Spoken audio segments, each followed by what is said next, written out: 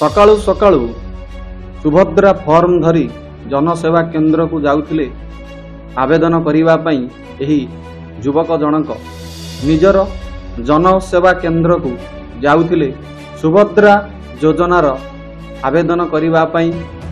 आउ वर्तमान ओडिशा रे सुभद्रा योजना ट्रेंड करुछि। सरकारंकर सुभद्रा योजना रे भौणी मानंकु 50,000 टंका देवा घोषणा ये भाई को पड़ जाइछि महंगा। गज हाबुड़े पड़गले भाई टांगी अंचलर यही घटना वर्तमान सबुआड़े चर्चार विषय होइछि। टांगी अंचल को जाई जंगल भितर रोथिबा आदिवासी लोक टेंट माध्यम रे लैपटॉप द्वारा तांकर सुभद्रा फॉर्म अप्लाई करी फेरुथिले घर को एवं परदिन पुणी सेठाकू सुभद्रा फॉर्म धरी जाउथिले एही व्यक्ति जनक सेही गाँ भितर को आउ पड़गले हाथी हाबुड़े। कारण से जो रास्ता दे जाउथिले प्रत्येक दिन सेही रास्ता दे से दिन जाई नथिले, एक शॉर्टकट रास्ता दे जाउथिले एही आदिवासी अंचल भितर को आउ गजराजंक हाबुड़े पड़गले एही व्यक्ति जनक। से तो भगवानंकर आशीर्वाद कृपा जे अल्प के बंची गले। केउटी थेले छेली पल हठात पहुंची जाइथिले एही गजराजंक सामना रे। आउ एही भाई जनक मृत्यु मुखरु अल्प के बंची गले। किंतु तापरे जहा होइथिला तांको सह आपण माने जानिले आश्चर्य होई जिवे। आपण माने जानिले भयभीत होई जिवे। आपणकर छाती थरी उठिबो, लोममूल टांकुरी उठिबो। दर्शक बंधु गोटा सुधा थरी जिवे आपण।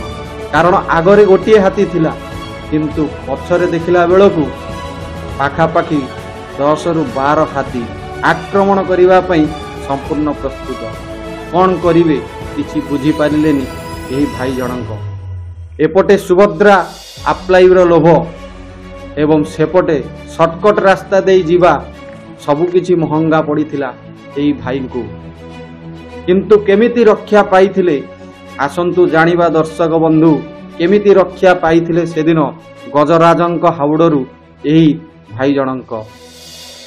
वर्तमान ओडिशा रे ओडिशा सरकारंकर एक नुआ योजना आसीछि सुभद्रा योजना, जहा द्वारा एही जन सेवा केन्द्रर अधिकारी माने बा कर्मचारी माने बा जे माने जनसेवा केन्द्र खोलिछंती से माने एही सुभद्रा योजना द्वारा किछिटा आर्थिक रोजगार भल करिपारिबे बोली से माने तत्पर होई उठिछंती। आउ सुभद्रा योजनार फॉर्म को ऑनलाइन रे आवेदन करुछंती। सुभद्रा योजना को नहीं वर्तमान सारा ओडिशा रे पड़ुची उठुची एवं चलचंचल होई उठिची। केमिति सुभद्रा योजना सफल हेबो एवं हिताधिकारी मानक अकाउंट को पैसा जीव सेति पई गाँ ठू सहर पर्यंत सबुठी तत्पर होई पड़िछंती जनसेवा केन्द्रर प्रतिनिधि माने।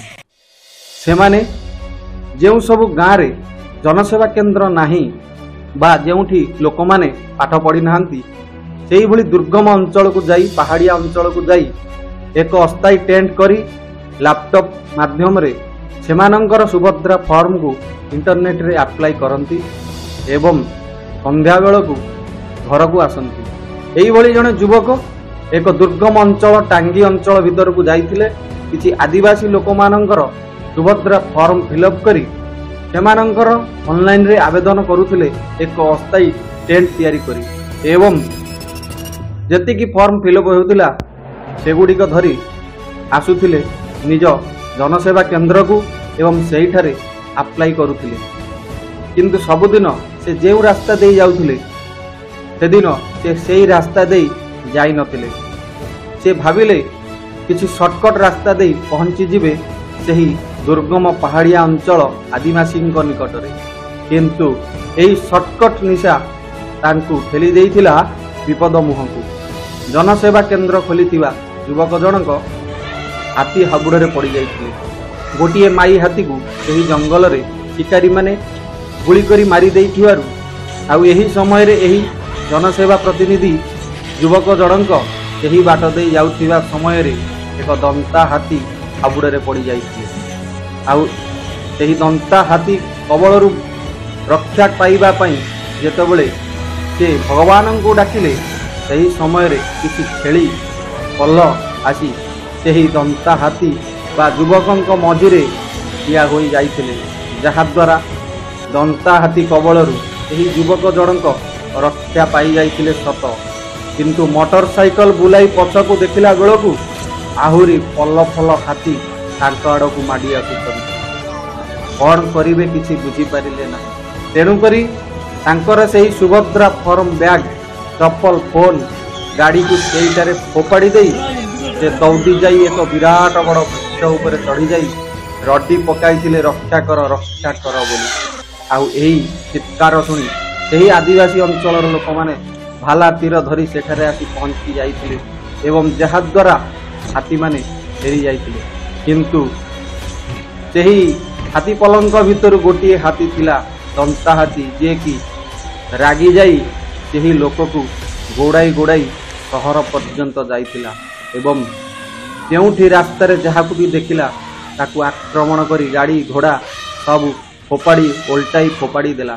ଏମିତିକି ଦୋକାନ ବଜାର ମଧ୍ୟରେ ପଶି ମଧ୍ୟ ଲୋକମାନଙ୍କୁ ଆକ୍ରମଣ କଲା। ରାସ୍ତାରେ ଯାଉଥିବା ଗାଡ଼ି ମଟର ଗୁଡ଼ିକୁ ଶୁଣ୍ଡରେ ଫୋପାଡ଼ି ଭାଙ୍ଗି ରୁଜି ଦେଲା। ଏହିପରି ଆକ୍ରମଣ କରିଥିଲା ଏହି ଦନ୍ତା ହାତୀ ଏବଂ ଉତ୍ପାତ ମଚାଇଥିଲା ସହରରେ। ଆଉ ତାର ରାଗ ଶାନ୍ତ ହେବା ବେଳକୁ ସନ୍ଧ୍ୟା ହୋଇଯାଇଥିଲା। ଆଉ ଏହି ସମୟରେ କୌଣସି ଲୋକ ବି ତାହା ନିକଟକୁ ଯାଇନଥିଲେ ଭୟରେ।